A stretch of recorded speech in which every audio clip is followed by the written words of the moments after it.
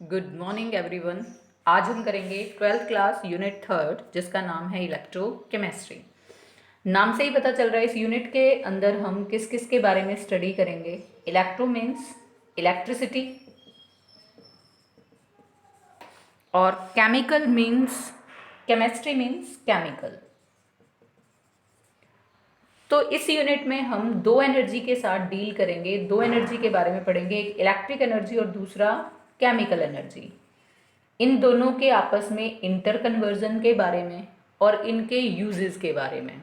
जैसे इसी यूनिट में आप स्टडी करोगे बैटरीज को, फ्यूल सेल्स को। अब बैटरीज और फ्यूल सेल क्या होती हैं? जो केमिकल एनर्जी को इलेक्ट्रिक में कन्वर्ट करती हैं, या इलेक्ट्रिक एनर्जी को किस में कन्वर्ट करती हैं? केमिकल। या फिर क्या करते हैं? फ्यूल एनर्जी को इलेक्ट्रिक एनर्जी में। इन सारी बातों की जो हम स्टडी करेंगे वो किस यूनिट के अंदर आएगी? इलेक्ट्रोकेमिस्ट्री के अंदर। तो अगर मैं इलेक्ट्रोकेमिस्ट्री को डिफाइन करूं तो मैं क्या कह सकती हूँ? इलेक्ट्रोकेमिस्ट्री एक ब्रांच है केमिस्ट्री की जो डील करती है स्टडी, किसकी study? Production of electricity from chemical energy. और केमिकल एनर्जी कहाँ से आएगी? जो रिलीज होगी during the spontaneous chemical reaction से। और use of the electric energy हम करें to bring about the non spontaneous chemical change. तो हम इलेक्ट्रोकेमिस्ट्री को पहले डिफाइन करते हैं। जैसा भी मैंने आपको डिफाइन किया वही यहाँ पर लिखा हुआ आपके पास कि branch of chemistry deals with the study of production. Production का मतलब उत्पादन करना। Electricity from the chemical energy means chemical energy से आप क्या बनाओगे? Electric energy. E means electric energy released during the spontaneous chemical reaction. यहाँ पर अब एक वर्ड आया है स्पॉन्टेनियस। 11th में आपने पढ़ा बेटा, दो तरह के प्रोसेसेस होते हैं, एक स्पॉन्टेनियस और एक नॉन स्पॉन्टेनियस। स्पॉन्टेनियस प्रोसेसेस वो होते हैं जो अपने आप से नेचर के अंदर हो जाते हैं।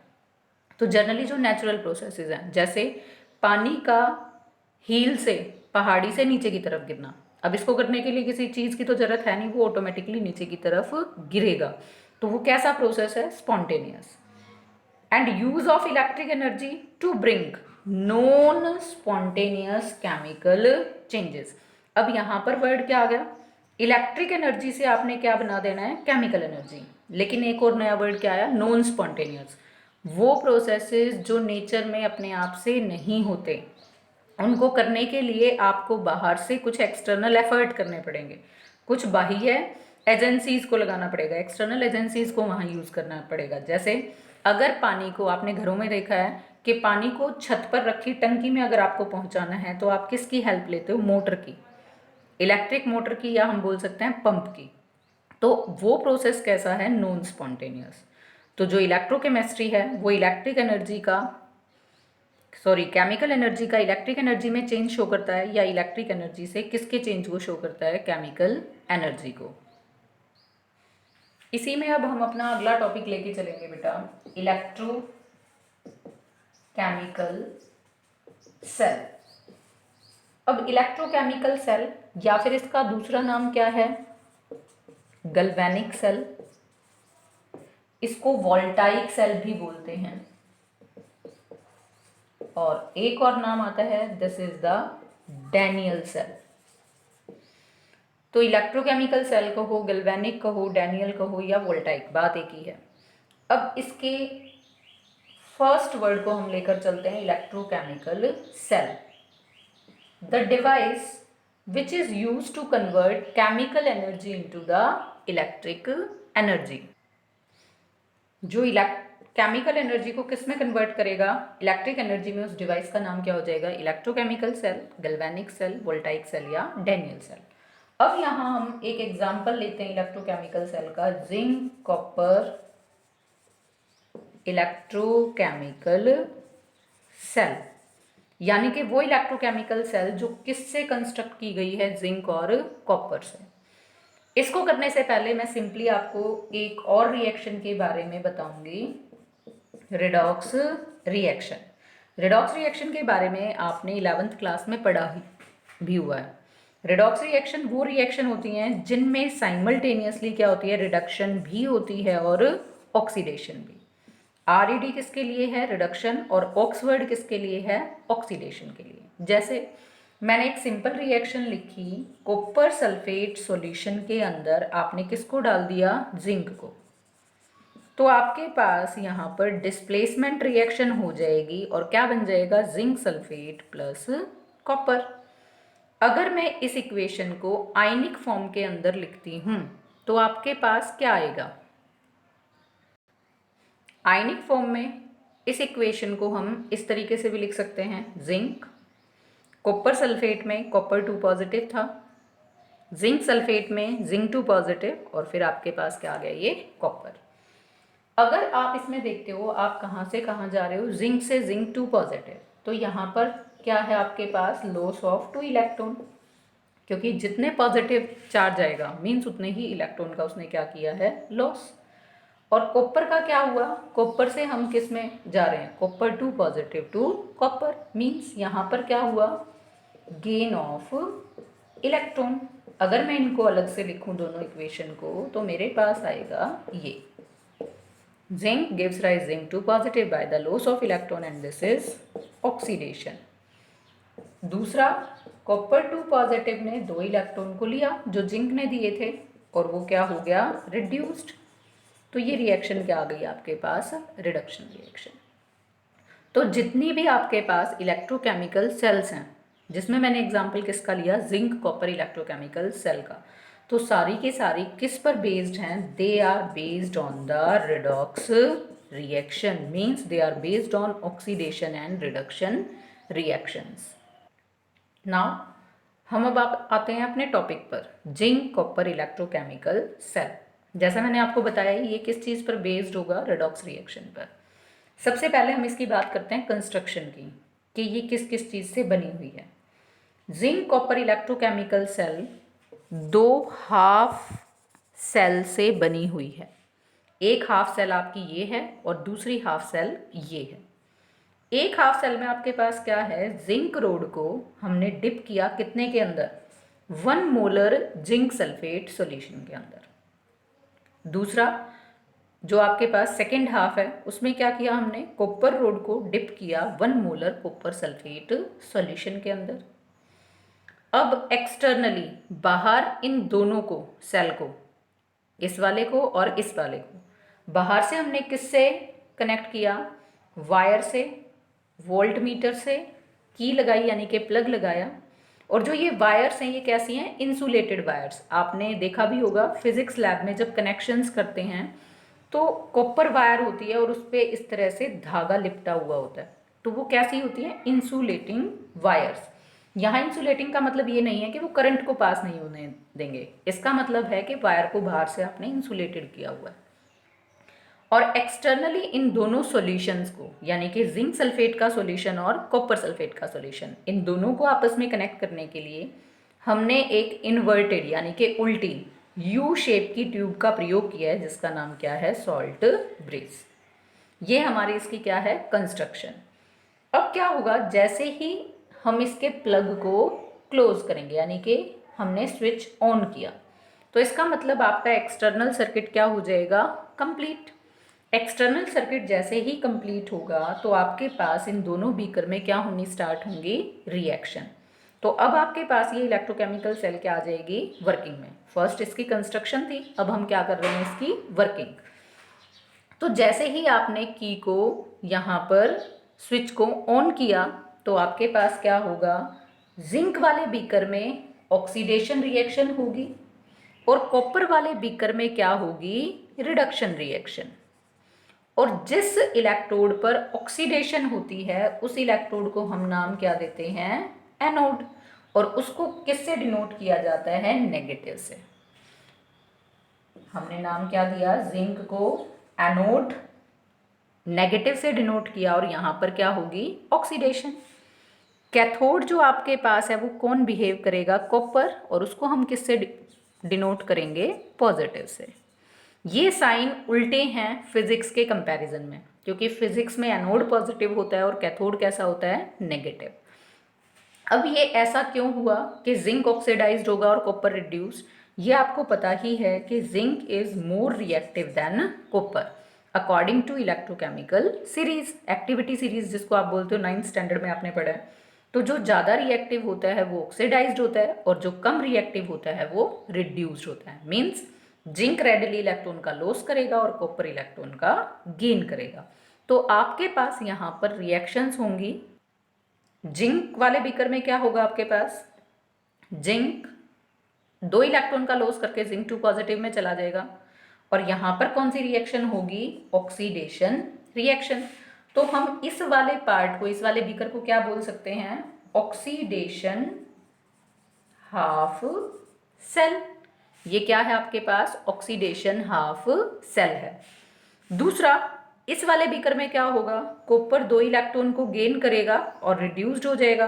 तो ये आपके पास क्या बन जाएगा, रिडक्शन हाफ सेल। जो मैंने पहले ही कहा कि ये सेल 2 हाफ से कंसिस्ट है आपके पास, एक रिडक्शन हाफ और दूसरा oxidation half. Zinc oxidation half है और कॉपर वाला रिडक्शन हाफ है आपके पास। तो अब क्या होगा, धीरे धीरे जो जिंक रोड है उसकी थिकनेस घटनी शुरू होगी, क्योंकि जिंक तो यहाँ से टूट के सॉल्यूशन में आ चुका है, किसके रूप में, जिंक 2 पॉजिटिव के रूप में। और यहाँ से क्या होगा, जो कॉपर है सॉल्यूशन से, क्योंकि कॉपर 2 पॉजिटिव किस में है, सॉल्यूशन में, यहाँ से वो 2 इलेक्ट्रॉन को लेगा। अब ये इलेक्ट्रॉन यहाँ जाएंगे कैसे, तो जो ये वायर्स हैं, इन वायर्स की हेल्प से इलेक्ट्रॉन ट्रांसफर कर जाएंगे जिंक रोड से कॉपर की तरफ। अब यहाँ पर नेगेटिव होगा तो ये पॉजिटिव आयन इस पर चिपकेगा, इस पर एक्यूमुलेट होगा और धीरे धीरे जो कॉपर की थिकनेस है वो क्या हो जाएगी, बढ़ जाएगी। इसकी थिकनेस घटेगी क्योंकि यहाँ से जिंक टूटकर किस में आ गया, जिंक 2 पॉजिटिव में। और जो 2 इसके इलेक्ट्रॉन थे वो इन इलेक्ट्रिकल सर्किट से कहाँ चले जाएंगे, कॉपर के पास। सॉल्यूशन में से कॉपर 2 पॉजिटिव इस इलेक्ट्रोड पर आकर डिपॉजिट हो जाएगा, क्योंकि इलेक्ट्रोड पर क्या है, नेगेटिव इलेक्ट्रॉन्स। तो उससे क्या होगा, जिंक की थिकनेस घटेगी, कॉपर की थिकनेस बढ़ेगी। अब ये इलेक्ट्रॉन जब फ्लो कर रहे हैं तो यहाँ पर ये क्या कॉन्स्टिट्यूट करेंगे, the flow of electronic current. तो इलेक्ट्रॉनिक करंट का फ्लो कहाँ से कहाँ होगा, जिंक से कॉपर की तरफ। लेकिन ये इलेक्ट्रॉनिक करंट का आपको पता कैसे चलेगा, आपने बीच में क्या लगाया, वोल्ट मीटर। वोल्ट मीटर क्या शो करेगा, डिफ्लेक्शन। और डिफ्लेक्शन आपको क्या बता रही है कि इसकी सुई कहाँ जा रही है, जिंक से कॉपर की तरफ। मींस इलेक्ट्रॉन का फ्लो कहाँ से कहाँ हो रहा है, जिंक से कॉपर। लेकिन जो ये करंट है और ये डिफ्लेक्शन जो वोल्ट मीटर में आई, ये कुछ टाइम के बाद नहीं रहेगी। क्यों, क्योंकि धीरे धीरे क्या होगा आपके पास, इस सॉल्यूशन में किसकी मात्रा बढ़ जाएगी, जिंक 2 पॉजिटिव आयंस की। और इस सॉल्यूशन में किसकी मात्रा बढ़ जाएगी, सल्फेट 2 नेगेटिव आयंस की। मीन्स यहाँ पर पॉजिटिव की मात्रा बढ़ेगी तो ये इलेक्ट्रॉन को अपने पास से जाने ही नहीं देगा। और जब यहाँ पर सॉल्यूशन में नेगेटिव की मात्रा बढ़ेगी तो ये इलेक्ट्रॉन को यहाँ आने नहीं देगा, क्योंकि negative negative repel each other. तो इस इलेक्ट्रिक न्यूट्रलिटी को बनाए रखने के लिए कि इलेक्ट्रॉन यहाँ से इधर जाते रहें, हमने किसका उपयोग किया, सॉल्ट ब्रिज का। अब सॉल्ट ब्रिज का क्या काम है, ये इस इलेक्ट्रिक न्यूट्रलिटी को मेंटेन रखता है। जो यहाँ पर जिंक 2 पॉजिटिव आयन इकट्ठा हो गया और जो सल्फेट आयन इकट्ठा हो गया उसको क्या करेगा, न्यूट्रलाइज। अब सॉल्ट ब्रिज में क्या होते हैं, इनर्ट इलेक्ट्रोलाइट। क्या होते हैं, इनर्ट इलेक्ट्रोलाइट। अब ये इनर्ट इलेक्ट्रोलाइट कौन से होते हैं आपके पास, जैसे KNO3 हो सकता है, KCl हो सकता है, यानी कि वो इलेक्ट्रोलाइट जो इन रिएक्शंस में टेक पार्ट नहीं करेंगे। तो अब इनर्ट इलेक्ट्रोलाइट क्या करेगा, यहाँ से क्लोराइड आयन प्रोवाइड कर देगा जो जिंक 2 पॉजिटिव के साथ जुड़ के उसको न्यूट्रलाइज करेगा। और इधर किसको प्रोवाइड कर देगा, K पॉजिटिव को, जो सल्फेट के साथ जुड़कर उसको न्यूट्रलाइज करेंगे। अब ना यहाँ पॉजिटिव का एक्यूमुलेशन है ना यहाँ पर नेगेटिव का, तो इलेक्ट्रॉन का जो ट्रांसफर है वो इजीली क्या होता रहेगा, जिंक से कॉपर की तरफ, या हम कह सकते हैं इलेक्ट्रॉनिक करंट फॉलो करता रहेगा।